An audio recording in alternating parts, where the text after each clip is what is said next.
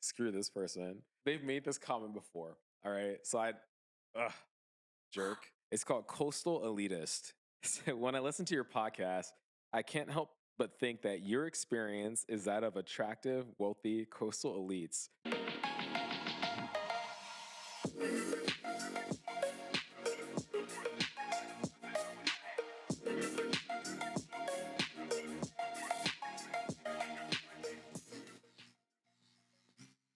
What's up, Layla?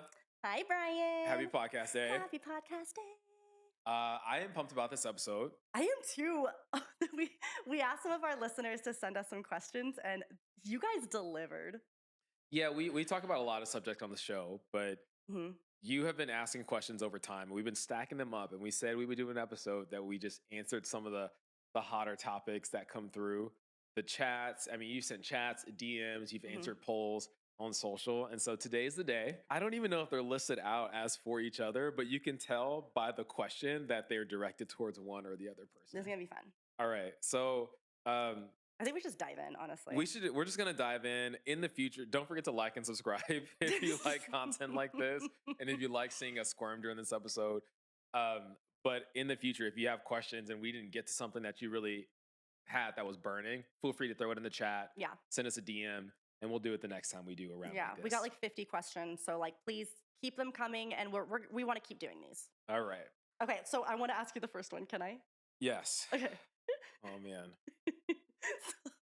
Because you have a sheet I don't have. So I don't know what question you have on yours. No, this is funny. I don't think Brian likes blonde women. He seems to love you, but you have red hair. His wife sounds Asian, so brunette. Have you ever seen him play with a blonde woman asking for a friend? Okay, so this was to me, and actually asking for a friend. So like, do you know who this person? You don't know who they are? Do you know? I don't know who they are. I'm guessing they're blonde. They're blonde. They're blonde. They're actually really cute. Okay. They don't live in the state, but maybe I'll show you her. Okay. She'd love that. I'm trying to think if I've seen you hook up with a blonde woman before you answer. I haven't seen it, but I know you've hooked up with Tia. That's Tia's blonde.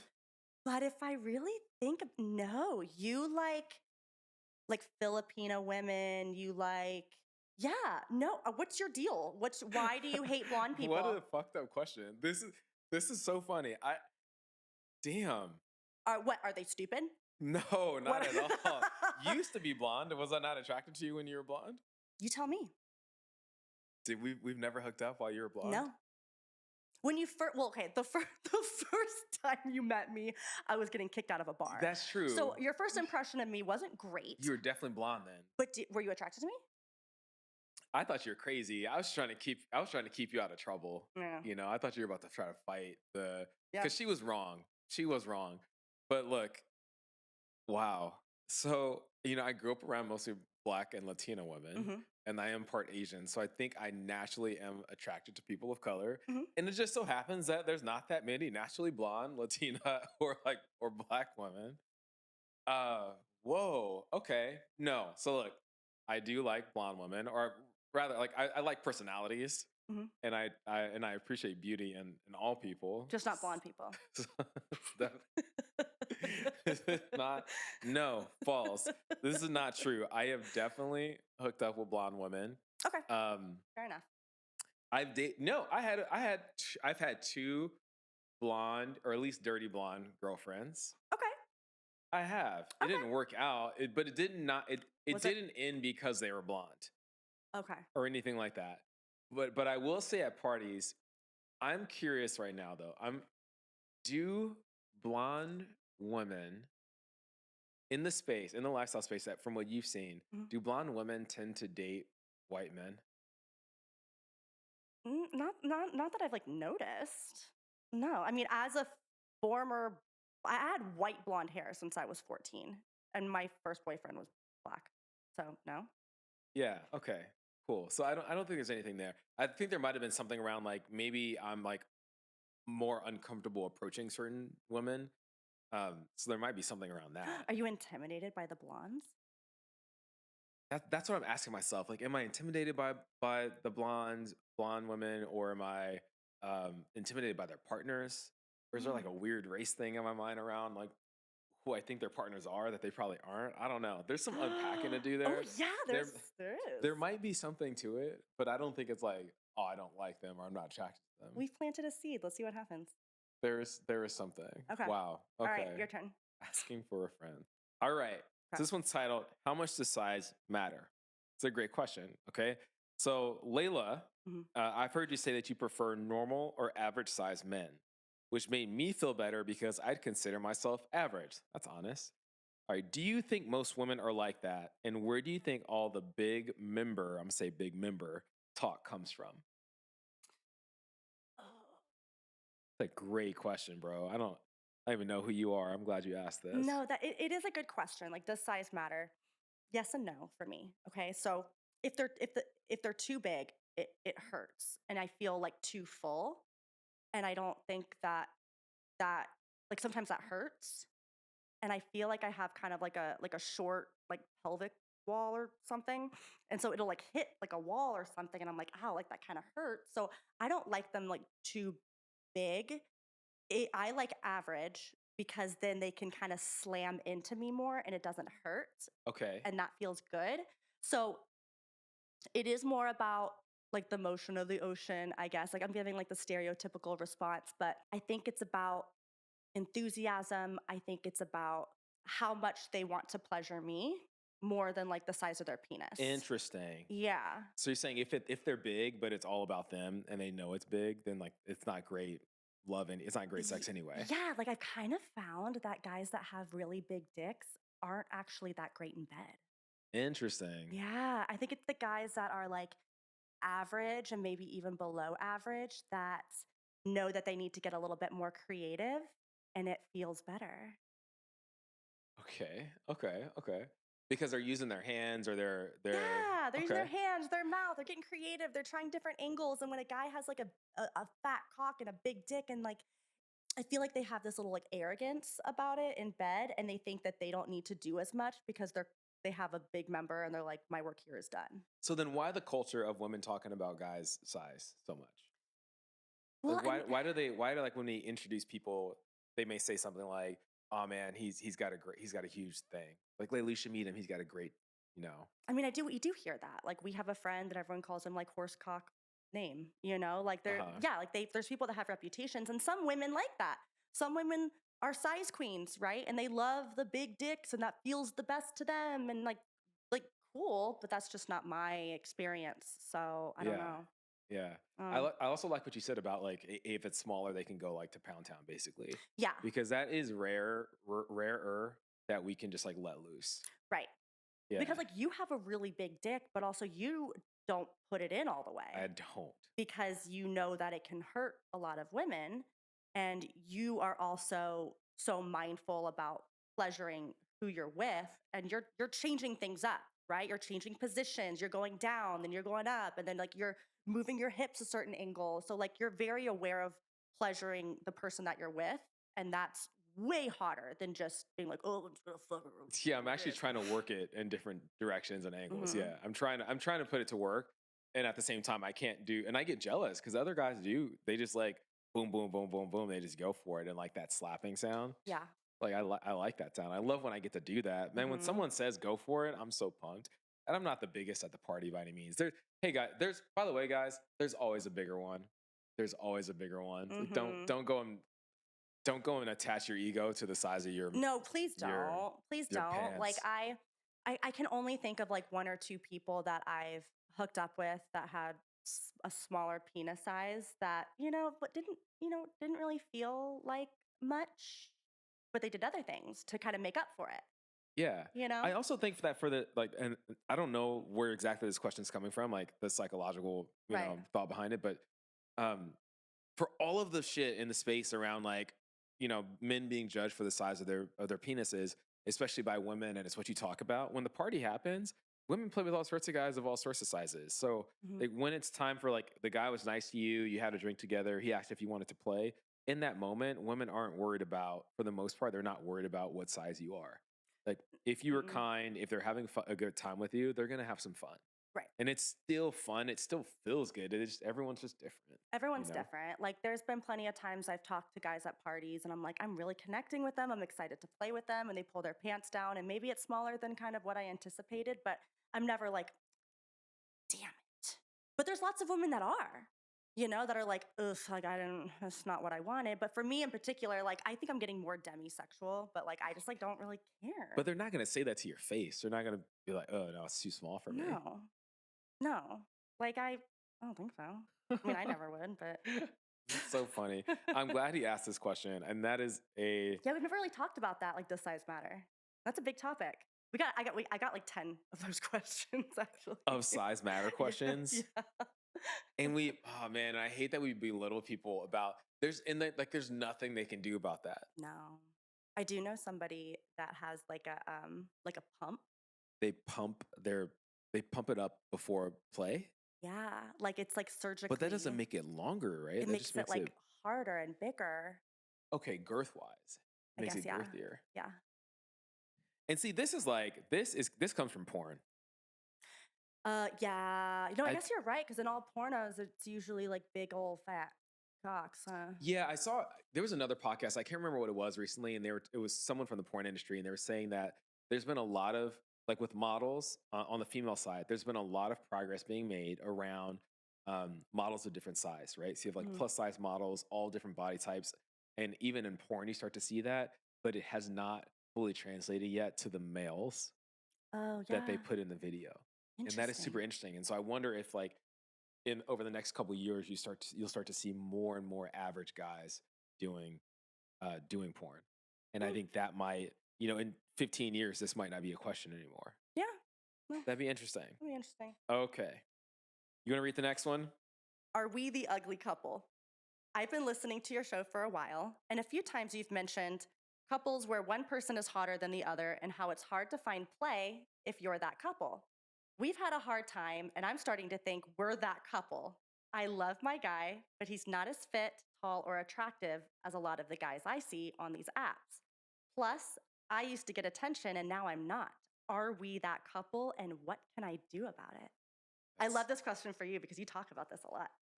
I do, yeah. This is my fault. Uh-huh. This is my fault. Okay, so they are, man, how do you want me to answer this? I mean, Honesty. Listen, yes, you might be that couple. And that's it. You might be. Just like get hotter. I didn't say that. I didn't say that. But and look, listen, I don't want this to seem superficial, but like there are a ton of reasons why you would want to, like, we're in the lifestyle space, we're ethically non-monogamous, like monogamous is in the word, and we probably operate more open and monogamish than anything. And I think that when you're getting into a relationship with a partner, there's a ton of different reasons why you choose partners that has nothing to do with how they look, right? And I had a friend recently talk to me about the difference between the community of lifestyle and play parties. And with the community of lifestyle, that's where it's like about who they are, how they make you feel, the conversations you have, and the friendships you build. But then you can end up at a play party, or on an app, which is a lot more superficial. It's kind of like the high school gym table, right? And like the jocks are going to get the most attention, and then they're going to get the cheerleaders, and then you go down from there, right? Mm-hmm. So I could see where if you are used to being the cheerleader at the high school, lunch table, and then you marry someone who is not a jock, that's a culture shock for you. Mm-hmm. It sounds like if you're with a phenomenal partner, who gives a shit if you are that couple? That's offset. You probably married him. Maybe he's funny. He's a great provider, treats you well. There's a ton of reasons. I'm not going to go through all of them. Yeah. Okay. So I just want to put all of that out there. Mm-hmm. But I think at some level, do you get to embrace that there is some level of superficiality to how this space works? Like you're talking about sleeping with other people, not being in a long-term relationship with them. Mm-hmm. And when you look at that, people are going to look at the more superficial things, like how tall are they? Like the shitty thing about this is not as fit, tall, or attractive. Can't do anything about his height. The other things they can do some stuff about. Mm-hmm. So, oh man, am I digging myself into a hole right now? No, I think you're doing great so far. Let's see what you got. Because I'm getting into the what can I do about it part. there's a lot you can do about it. Like if you're not that fit, there are solutions to that. Hmm. You could try to find other couples where it's similar. Like I think what she might be running into is she's trying to find equally hot couples where both of their partners are hotter than them. I also think that sometimes I run into this where like every reason I just named on why you'd marry someone, they were very deep reasons. Like they make me laugh, they're a good provider, blah, blah, blah, blah, blah. None of them were superficial. Sometimes in relationships like this, like if you have a 10 woman and like a 2 guy, it's often like a money situation, Mm. which is also superficial. Right. So if you're stepping up to another, like you're stepping to a superficial situation, you got married for a superficial reason, but those reasons don't line up. You're not paying me. Right. So for some reason, like when I think about this, it's like, okay, then if you married for money, then like use the money, like go pay for it. Yeah. Well, apps are also really hard because what Jackie was saying in previous episodes is that it's hard to catch people's vibes on an app. And so if they are not that attractive, and I'm just seeing pictures of someone that's not attractive and maybe they're also not photogenic, like swipe left, right? But I would encourage this couple to go to more events, like more vanilla events, or like they have something called like munches, where lifestyle people all meet up at a bar or all go to the same restaurant or dance club or something like that. And that way they can meet more people and other couples can kind of catch her husband's vibe. Hmm. Because there's plenty of people that I have hooked up with and had an amazing time and amazing experience that I would have 100% swipe left on. That's true. 100%. That's true. Like there are men that people would say, probably say that aren't attractive, but they made me laugh. They're Yeah. really nice. They make me feel really safe. And you might have been nicer and like your personality was more attractive than like the people who initially were hotter. Absolutely. Right. And that happens all the time Uh-huh. for people at parties. So I would say like if they can get in, Uh-huh. to go. But like I would say like also help your guy out. Like if you know he looks good with a clean shaven face, but he's had a beard for 5 years, like get him to shave the beard. Right. Right? Go to Like the gym together. Make it like a fun thing, and dress him, help him dress better. Like you can right. tell which partners, their spouses are involved in how they dress. I did Yes. not buy this shirt. I did not. I did not, people. I don't buy shirts like this. I don't even know where she gets them. I have a closet full of shirts. All the shirts you see me on, unless this is a t-shirt, my wife bought it. Uh-huh. I'm not that stylish. Have you seen I'm probably gonna cut this part. Have you seen the black wife effect? No.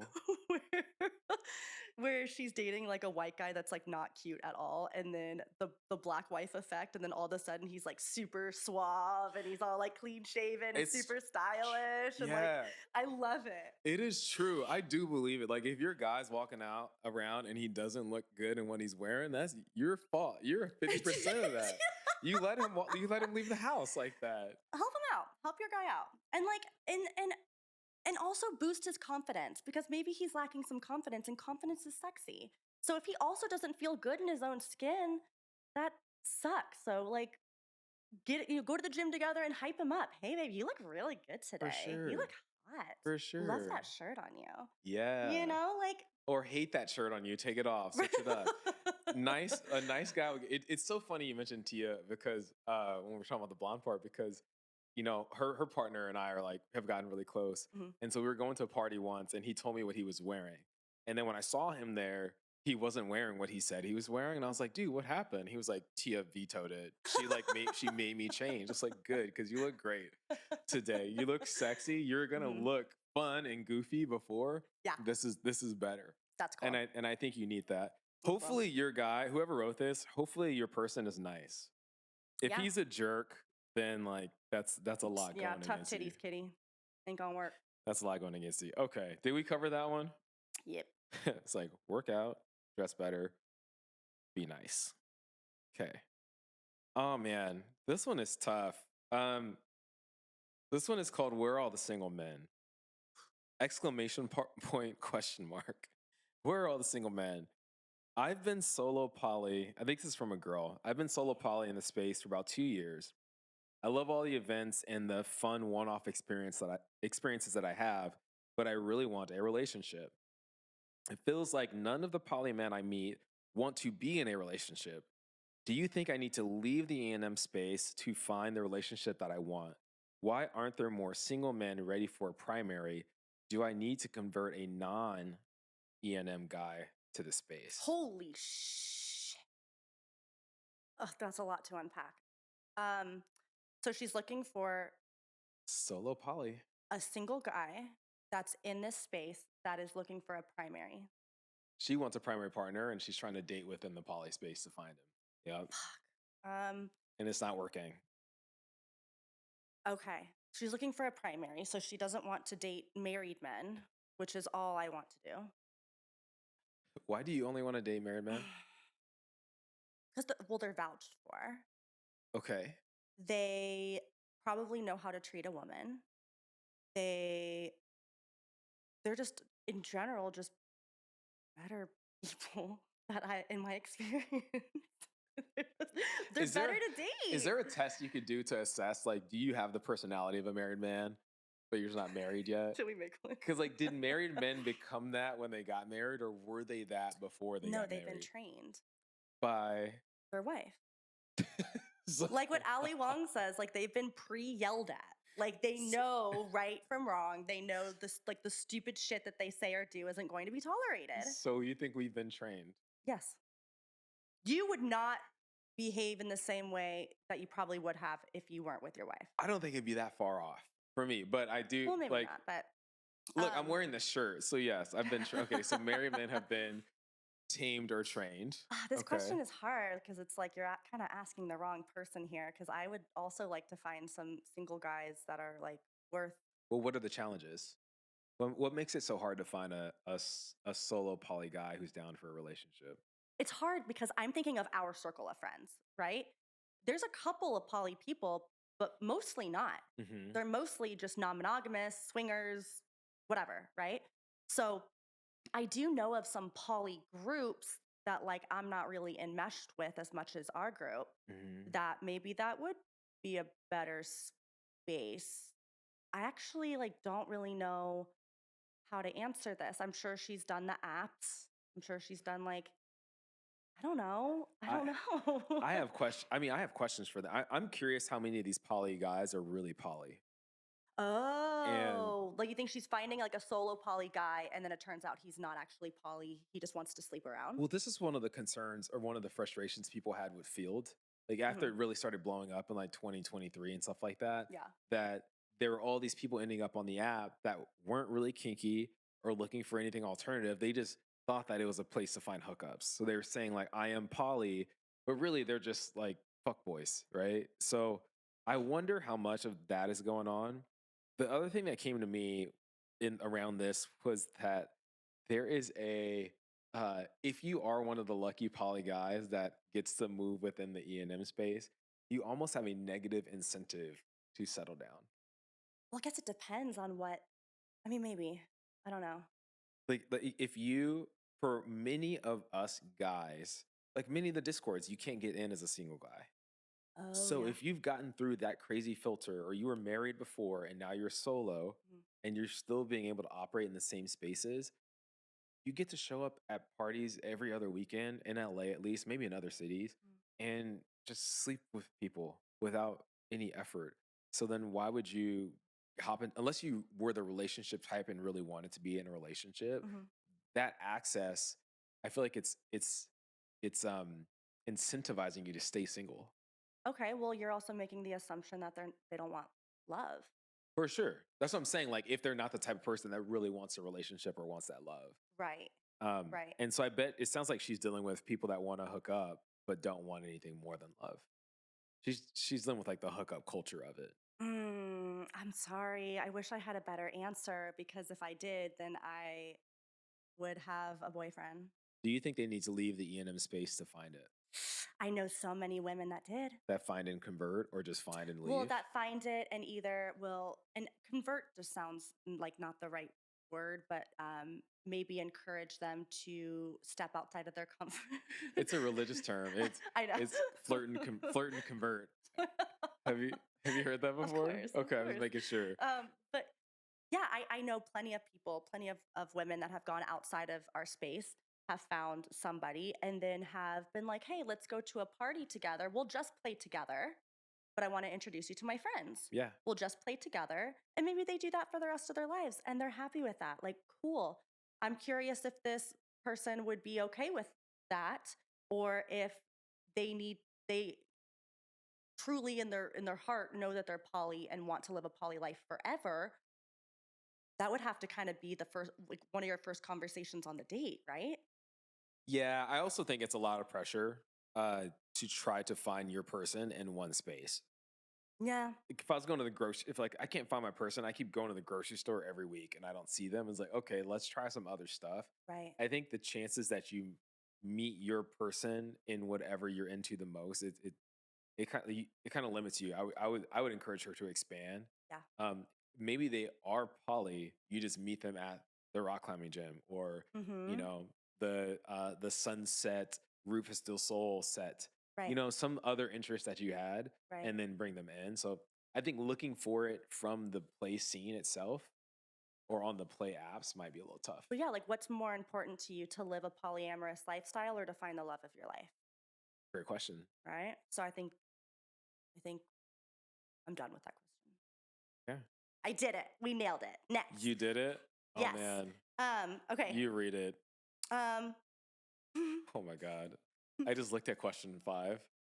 Oh Jesus. question Go 5. ahead. No, we're gonna do that one last. Oh God. Is that one for me? It's like an attack on us. Go ahead. Oh, You go fuck. first. Okay. Okay, yeah. When my new guy wants me to stop overnights with other guys. So I talked to this girl for a while, and I'm actually really excited to read this one. Okay. I entered the lifestyle space through one guy, Sean, who is partnered already. He introduced me to some people and events, and I met another guy, Ron, who I like a lot. Sean and I were hitting it off. We're talking about seeing how it can grow. But now he's uncomfortable with me doing overnights with the new guy, Sean. I love being E&M, and that's what I want for my life. How should I handle a situation like this?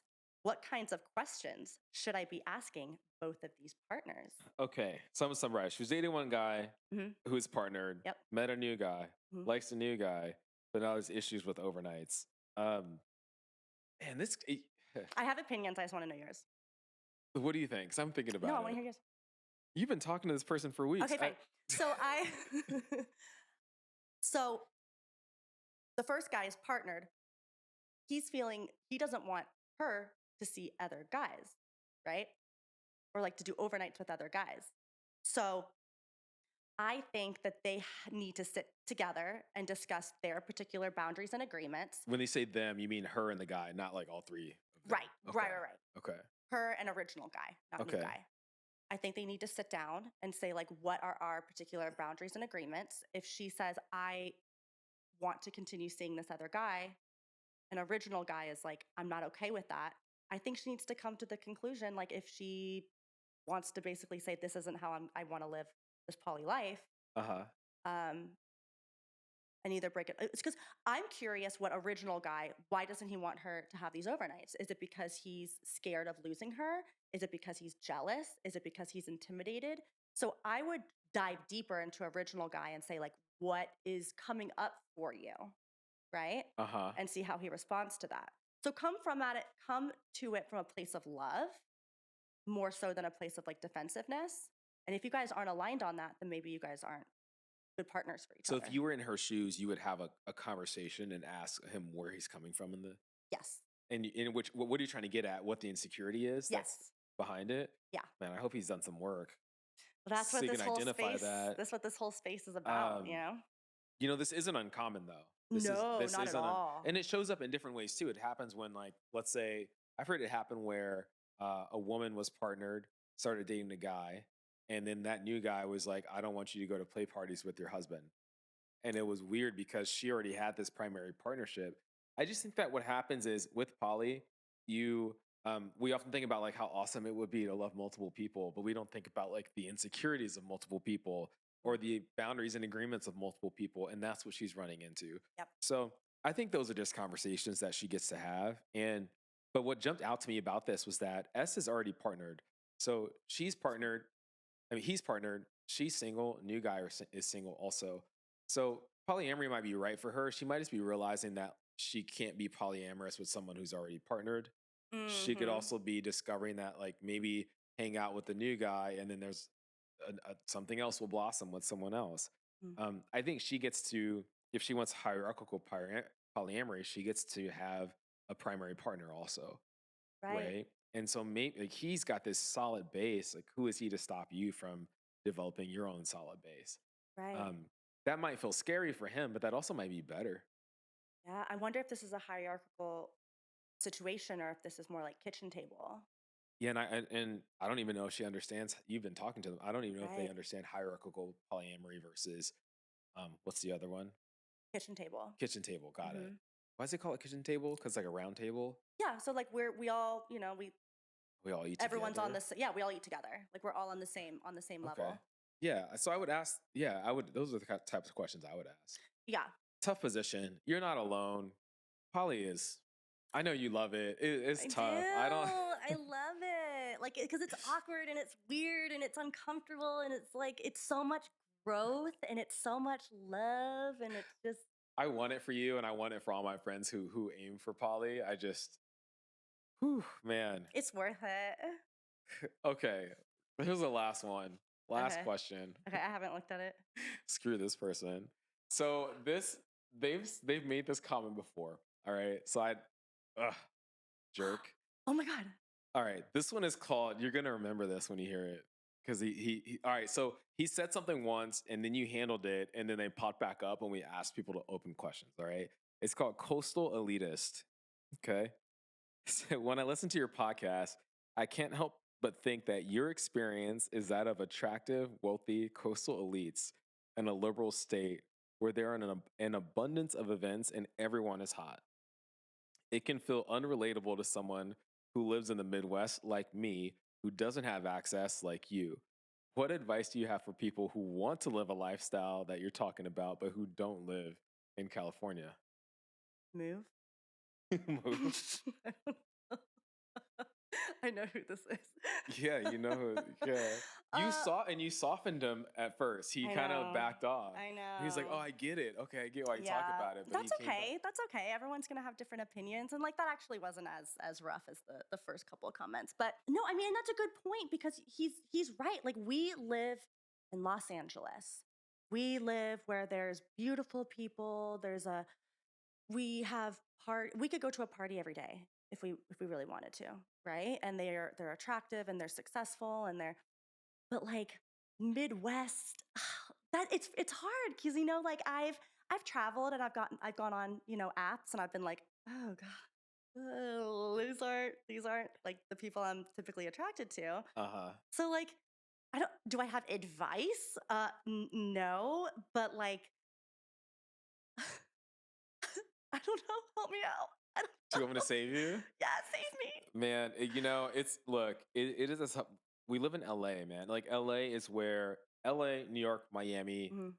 the cities that you think, London, probably the cities that you think in the world that are attractive cities are going to have more attractive people. That no one made that rule. Even if you weren't in non-monogamy, if you were just trying to date people in general, there are going to be more models in cities where there's a lot of models and there's a lot of modeling work.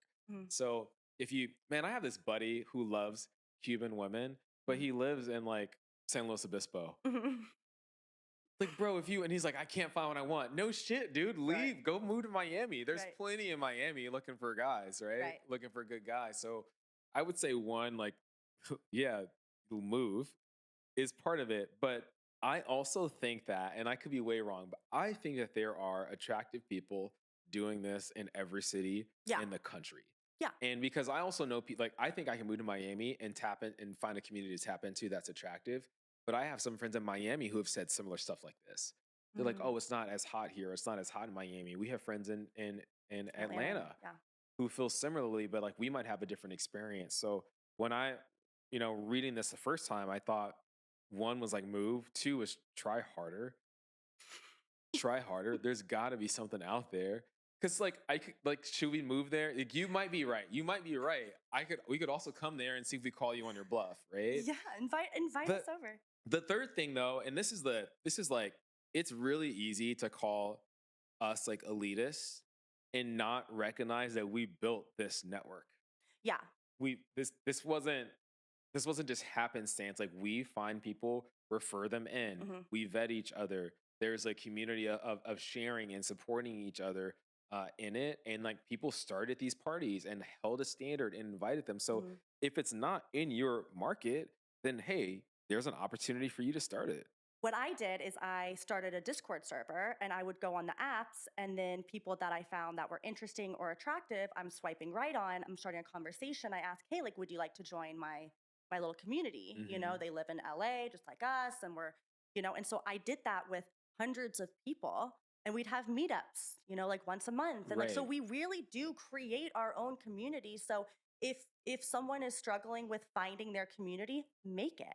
Right, and then I don't want them to belittle it and be like, "All you have to do to get into these groups is be attractive." Like, we kick people out that are jerks Mhm. or that are, unsafe for others or Mhm. that break boundaries and things like that. We've kicked out some very attractive people because we just didn't feel like they were a good fit for the space. Yeah. And when you get kicked out of one space, like, you get kicked out of them all. Like, everyone talks. Yeah.